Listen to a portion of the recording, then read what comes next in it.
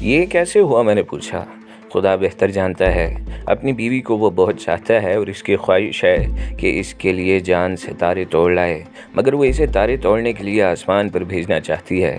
کیا غوث واقعی اپنی بیوی کو اتنا ہی چاہتا ہے کہ سب کچھ معلوم ہونے کے بعد بھی اسے اس کی فکر گرداں ہے؟ خدا ہی جانے، اس کا سابقہ ریکارڈ تو اس بات کی نفی کرتا ہے کہ سب کچھ معلوم ہو اور وہ اس سے مخلص ہو۔ حالانکہ اس بار اس کی بیوی کلاش ہے۔ میں نے کہا، نہیں، وہ بھی کلاش نہیں بلکہ ایک بڑی رقم کی بیمہ شدہ ہے۔ علی رحمان صاحب ہنس پڑے اور میں حیرت سے منہ پھاڑے نہیں دیکھتا رہا۔ پھر انہوں نے کہا، انہوں نے گھر کے تمام ملازموں کو نکال دیا ہے، اس لیے کہ وہ انہیں تنخواہ نہیں دے سکتے۔ غوث صاحب خالی دفتر میں بیٹھے ہیں اور اپنی ساکھ بحال کرنے کی فکر میں سرگرداں ہیں۔ گھر میں عیش و عشرت کا دور دورہ ہے، کسی شے کی کمی نہیں۔ غوث صاحب نے 1800 روپے تنخواہ کے علاوہ 5000 روپے ماہوار کی پیشکش مجھے الگ سے کی ہے۔ کیا علی رحمان صاحب اچھل پڑے؟ ہاں، میں نے کہا۔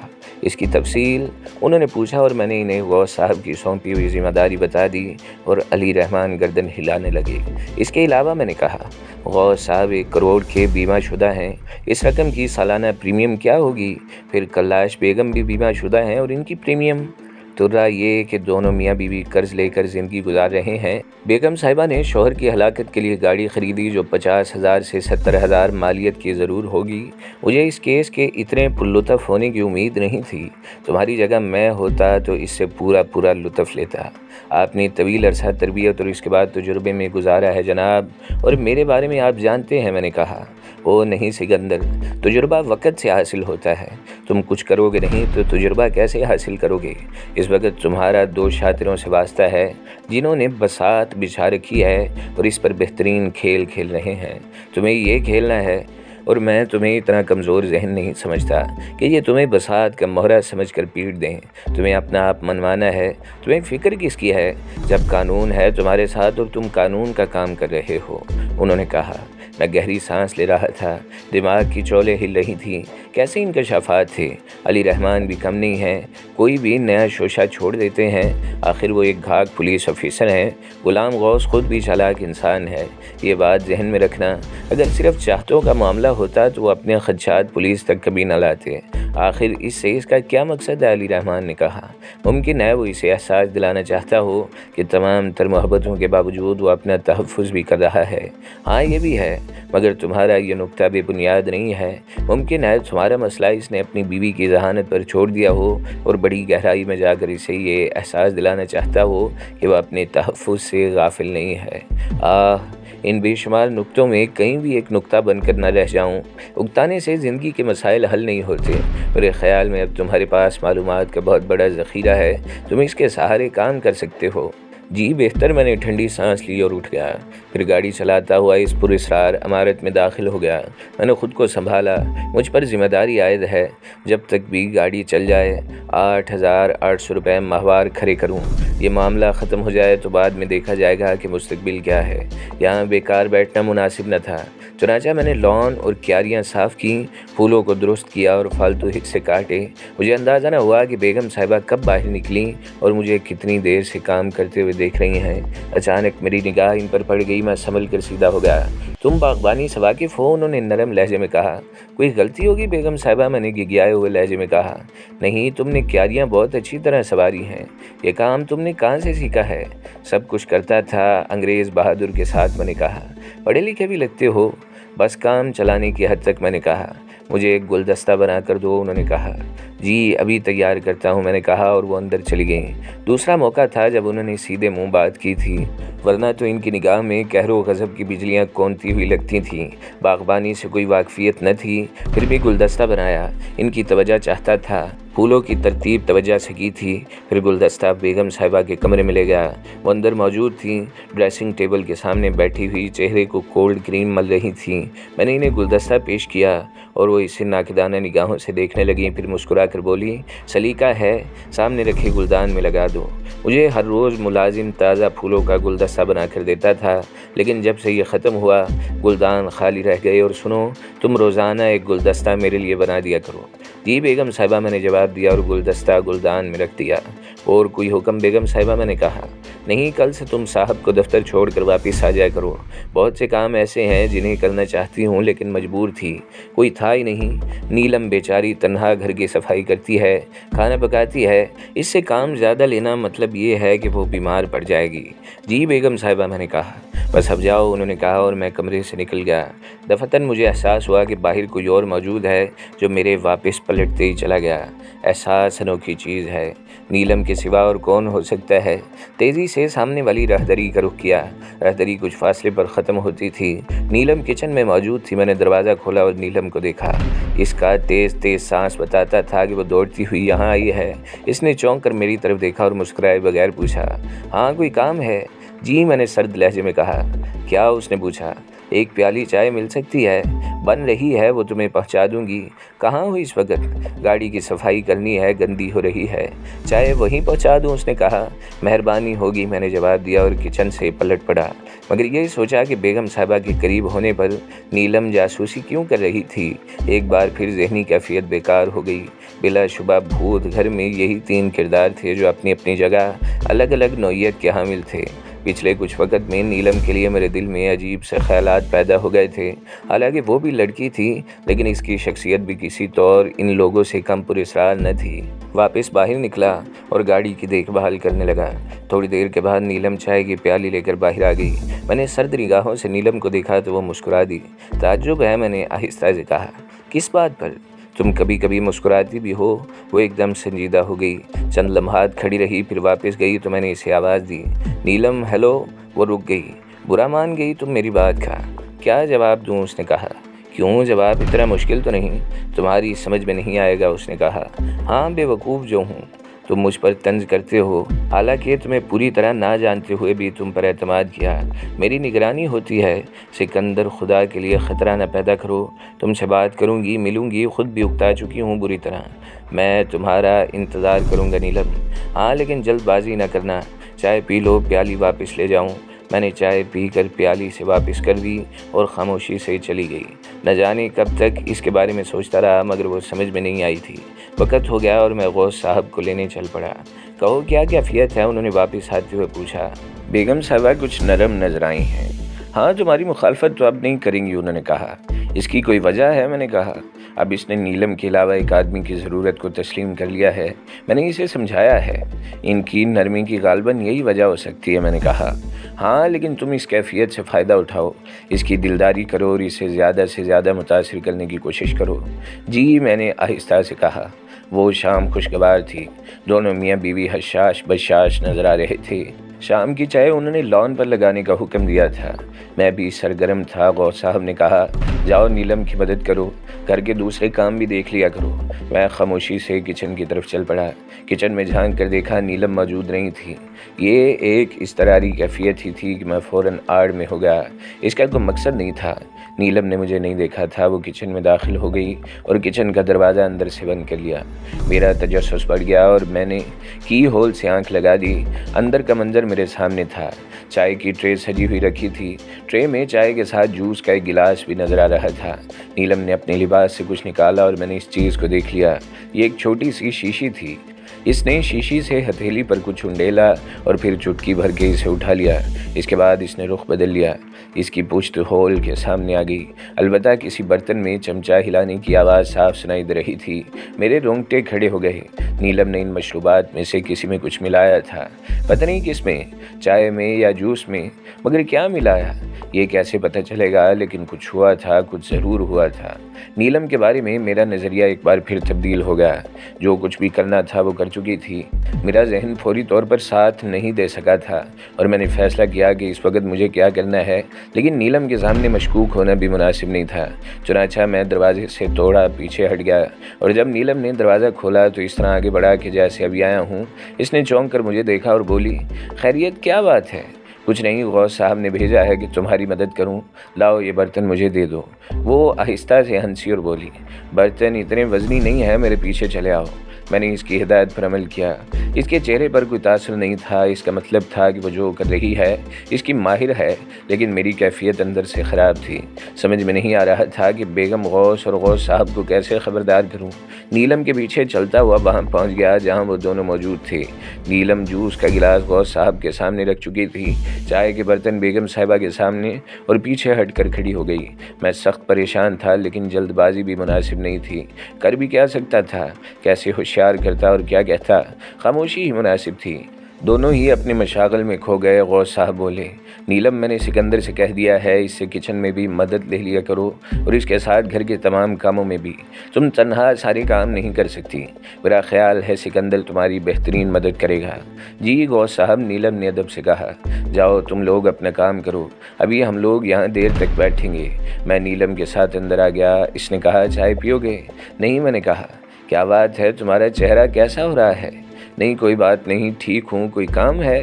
فی الحال تو کوئی کام نہیں ہے مجھے، ضرورت ہوئی تو میں تمہیں خود ہی بتا دوں گی، کل سے پھر شروع کریں گے، اس نے کہا۔ میں اپنے کمرے میں چلا آیا۔ کچھ سمجھ میں نہیں آیا تھا، لیکن نیلم نے جو کچھ کیا تھا اس کا نتیجہ دیکھنا چاہتا تھا، اور اس کا نتیجہ رات کو برآمد ہوا۔ مجھے پتہ چل گیا کہ نیلم نے کس کے لیے یہ کیا تھا۔ غوث صاحب کی حالت اچانک بگڑ گئی، اس کی اطلاع بھی نیلم نے مجھے دی تھی۔ غوث صاحب پر سانس کا دورہ پڑا تھا، بڑی بری حالت ہو رہی تھی، اور ذرا میں تیزی سے نیلم کے ساتھ باہر نکل آیا۔ بیگم صاحبہ غوث صاحب کے نزدیک بیٹھی ہوئی تھی، اور غوث صاحب کی حالت بری تھی۔